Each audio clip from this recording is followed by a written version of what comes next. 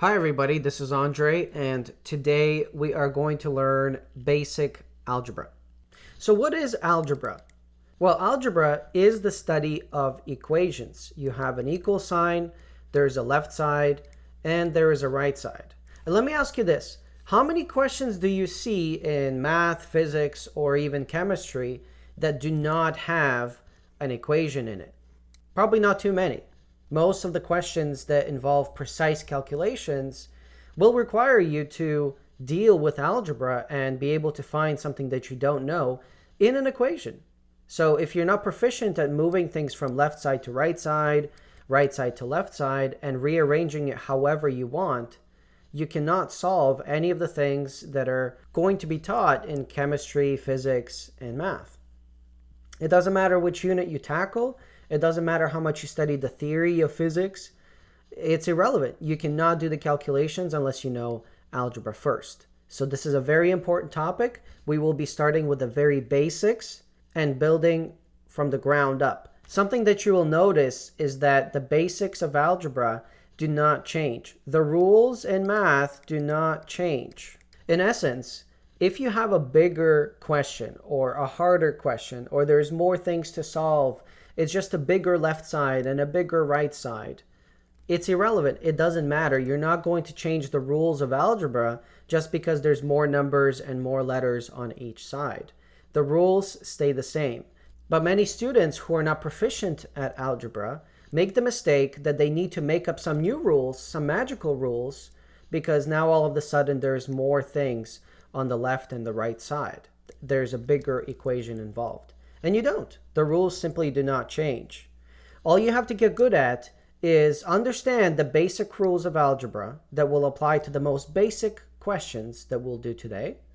And how does that apply towards the more complex problems? Because again, these things do not change. Now, something else to point out about algebra before we get into practice questions is that when you have a left side that is equal to the right side, this equal sign does not represent that the left side is looking the same as the right side. The appearance is not going to matter. What matters is value. What this represents is that the value of the left side is equal to the value of the right side. Now, this might be very basic for some of you, but stay with me here. I promise we're getting somewhere today. So the equal sign does not represent appearance. What do I mean by that? For example, if you have 1 over 2 and you have 6 over 12, these look nothing alike. They're not even close. This is a 1, that's a 6, that's a 2, and that's a 12. They look nothing alike. However, they are equal to each other because both of their values are just half. They both represent half, just with different numbers. So some beginners who are just starting out in math or haven't done math in a while, and they begin basic algebra, they think that, well, these don't look the same, I need to make them the same, this is a problem. It's not a problem.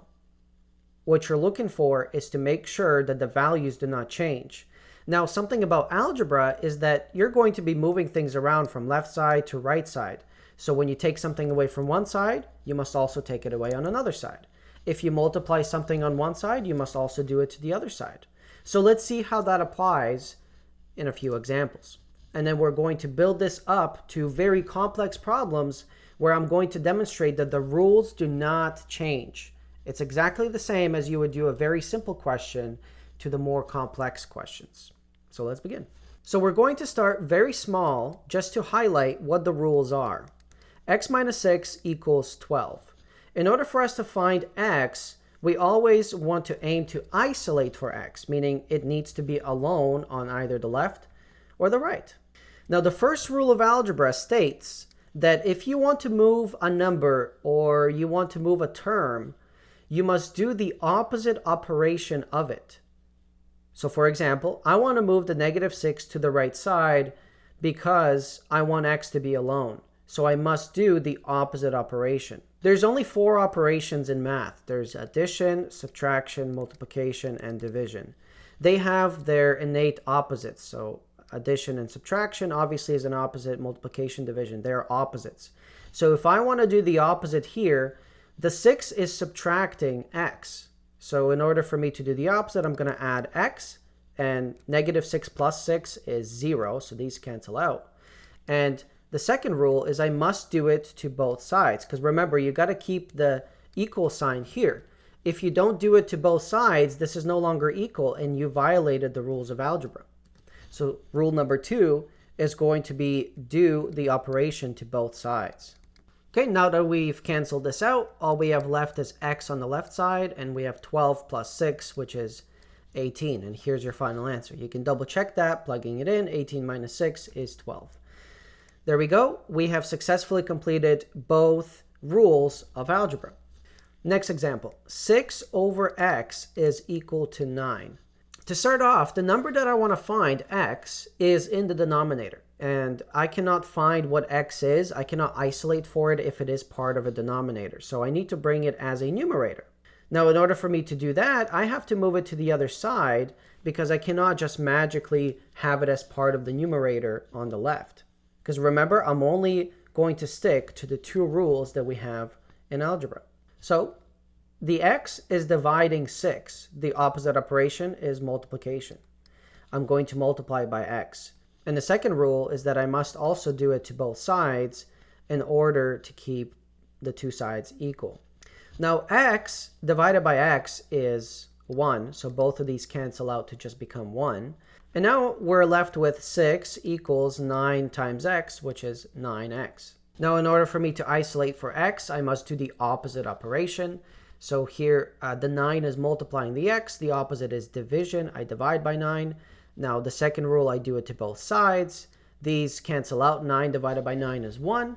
I'm left with just x here. We have 6 over 9 that's equal to x. And I can simplify this further because both numbers divide by 3. Therefore, 2 over 3 is equal to x. And that's your final answer. Next question. Now, as you can see, these are going to get slightly harder as we go along. However, the rules do not change. Here's a very common mistake that many students make. They might say, well, I want to move the 5 to the other side. And the 5 is adding. So in order for me to do the opposite operation, I subtract by 5. And then I also subtract by 5 here. However, you can't do that. You cannot just subtract a single number or a single term. Anytime that you do the opposite operation, anytime that you apply rule 1 of algebra, you must do it to the entire side. So I'm going to demonstrate why that doesn't work. For example, if I am subtracting from the entire side, this is going to be minus 5 from the entire side, and I do it to here. This is still correct. This doesn't violate the rules of algebra. This is still fine. However, if I continue with this, am I actually removing the 5? Well, I have a fraction here, therefore, if I continue, this is going to be over 3 minus 5 over 1 equals 11 over 5. And then this continues on to be 2x plus 5 over 3 minus 15 over 3, because now I need a common denominator to do the subtraction. 5 minus 15 is going to be 10. So I'm not actually removing that 5. So as you can see, something like this would not work. It would not lead to the outcome that we want. Okay, so how do we solve something like this? Let's think from the end. Just like an engineer would, you would think from the end and then work your way backwards. Okay, so what do we want? We want to find what is x. In order for us to find what is x, it needs to be isolated on one of the sides. Okay, so what's in the way of that? Well, we have a couple of things. We have 2 multiplying the x. We have 5 adding to the x. And we have 3 that's dividing the entire thing. So there's 3 things that need to be moved. I cannot do anything to the numerator here because if you know a little bit about fractions, the numerator and the denominator are all going to be in brackets because you are dividing by the entire numerator, not just a single term or a single number. So when you're here, you cannot move anything from inside of the bracket. You need to open it up. The only way to do that is to get rid of the denominator, and now the bracket is useless because it will be on its own as a numerator on that side. I cannot get rid of 2. I cannot get rid of 5. The first thing that I must do is move the 3 over to the other side. So then I'm going to do the opposite operation. 3 is dividing, so the opposite operation is multiplication. Notice how I'm doing it to the entire side here. And same thing on the other side. Rule number 2, I'm doing it to the entire side. 11 encompasses the entire side on the right. So now the 3's are going to cancel because 3 divided by 3 is 1. And we're left with 2x plus 5, that's equal to 11 times 3, 33. Now from here, because the brackets are gone, now I can apply minus 5 to the entire side, and that will actually get rid of the 5, because now I don't have to formulate the fraction. So subtract by 5 here, subtract by 5 here. 5 minus 5 is 0, so we're left with 2x equals 33 minus 5, which is 28. And the final thing to do is get rid of the 2 by dividing. That's the opposite operation. We do it to both sides, and we get x is equal to 14. This is your final answer. Have I changed any of the rules? This was a lot more complex than what we started with, but I did not change any of the rules. I just applied them diligently to this same equation. Now let's go on and do something more complex. Many students are going to see this, and now they see more numbers, they see more letters, they see more x's, they see more brackets, and they're going to say, screw these rules, I need new rules. But this is not the case. This is not how math works. You apply the exact same rules here. Now, you would need to know a little bit of additional information to open up the brackets. You would need to know distribution law, where you multiply the number that is multiplying the bracket, you multiply both numbers inside. So 7 times 4 is 28. 7 times negative 3x is negative 21x. That's equal to 2 times 8x is 16x. 2 times negative 9 is minus 18, and then plus 6. Now, something to recognize here is that we have 2 different x's. Before, we always had just the one x, so we always just had to find that one number. But here, when you have duplicates, when you have more x's than just one, you're going to have to group them, meaning that you have to get them to the same side so they can combine and fuse into just one x. So then you can find that one number. You cannot do anything with them when they're separated by the equal sign. You cannot do any operations between them. So you must move them to the same side. So let's strategize here. We want to have all the x's on one side and all the numbers on the other side. That is as closely as we can resemble our answer, which is x equals whatever that might be. So we have here negative 21x and 16x on this side. Now, I don't want to move the 16x here because that will create more negatives, and I'm just lazy and don't want to deal with negatives. So instead, I'm going to move the negative 21x over here and make it positive. In return, I'm going to move both of these numbers. Actually, I'll combine them and move both of these numbers to the left side. So as we begin moving them, we have 28 plus negative 18 plus 6 is going to be negative 12, so plus 12 on this side. That's equal to 16x. Negative 21x becomes plus 21x. Again, opposite operation. This is what would have happened. You can go through the process separately with each of these terms, but by now you should have caught on how this works. Next, we can combine the like terms. So 28 and 12, these are just numbers. They are like terms. 28 plus 12 is going to be 40. And then 16x plus 21x, also like terms because they both are accompanied by the x. 16 plus 21 results in 37x. And finally, do the opposite operation. 37 cancels out, and we end up with 40 over 37. That's equal to x, and that is our final answer.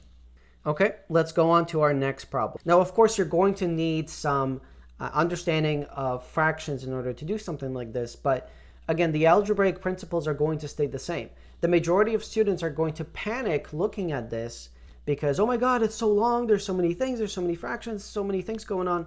I don't know what to do. But once again, how do you eat an elephant? One bite at a time.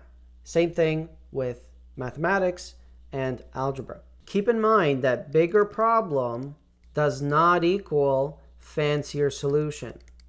So how do we go on and solve something like this? Well, first, you would need a little bit of knowledge of fractions. So 1 1/2 fraction is the same as 3 over 2. That will be covered in another video. 3 over 2x over here. Now, if we strategize, something that you must do before you approach any question is strategize. Don't just go and start solving random things. Think about it. What is the best way to go about something like this? And I know that there's going to be math nerds that will have some magical solutions that are really cool. I'm just going to cover based on the two aspects that we've learned. Let's start from the end. We want to find x. We want to know what it is, and we want to isolate for it. However, in order to do that, we would need to combine all of these x terms together before we make that happen. But in order for us to have that influence, in order for us to make that happen, we would need to move it to the same side so they can then add or subtract together. And then all the numbers that are not needed, the x here will also apply, all the numbers that are not needed will be shifted to the other side. So without going into details of how the algebra would work, you can do this individually to each term, but in the end, you're supposed to get x plus 3 over 2x minus 2 over 3x minus 5 over 6x plus 6 over 5x. That's equal to 4 plus 1 over 5 minus 9. Here I'm going to need a common denominator between all of these fractions and this whole number. So the common denominator between 2, 3, 6, and 5 is 30. And I want to do them all at once. So it's 30. Now I'm going to need to find a number that multiplies each of these to 30. So for example, the 2 is going to be multiplied by 15. And then you must do the same thing to the numerator. So we end up with 30 over 30x plus 45 over 30x minus 20 over 30x minus 25 over 30x and plus 36 over 30x. And over here, I have 1 over 5, and negative 9 plus 4 is going to be minus 5. Now, remember how I said that you must keep the value of the left side equal to the right side. And if you do something to one side, you must also do it to the other. So you might be like, Andre, we're multiplying this by 15. We multiplied this by 15 over 15. Why are we not doing the same thing here? This is no longer equal. How could this be equal if we did all of these crazy multiplications? Well, guys, what is 15 over 15? Well, we multiplied this 2 over 3 by 10 over 10. What is 10 over 10? It's equal to 1. Both of these equal to 1. Now, what if you take 1 and multiply that by any number? It results in the same number. It doesn't change. So you don't actually need to multiply these by what we did here because we didn't change the value of the fractions. The fractions stayed exactly the same. 2 over 3 is also the same as 45 over 30. The value did not change. This is still the same. Therefore, we're allowed to do this without doing it to both sides.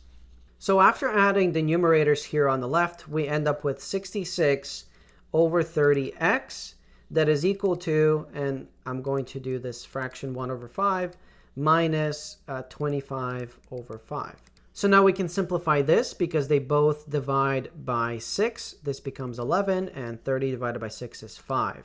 So now we're left with 11 over 5x that is equal to negative 24 over 5. Now let's apply these two rules one last time. The 5 is dividing x, and the 11 is multiplying x. So the opposite operations for the 5 is multiplication, and the opposite operation for 11 is division. So if you do the opposite fraction, the reciprocal of the fraction, you can then cancel both numbers at the same time. And same thing happens over here, 5 over 11. Now the 5s also cancel out here, and we are left with x is equal to negative 24 over 11. And this is our final answer. All right, I hope you enjoyed today's lesson. Work hard, study hard, and have fun. I'll talk to you guys soon.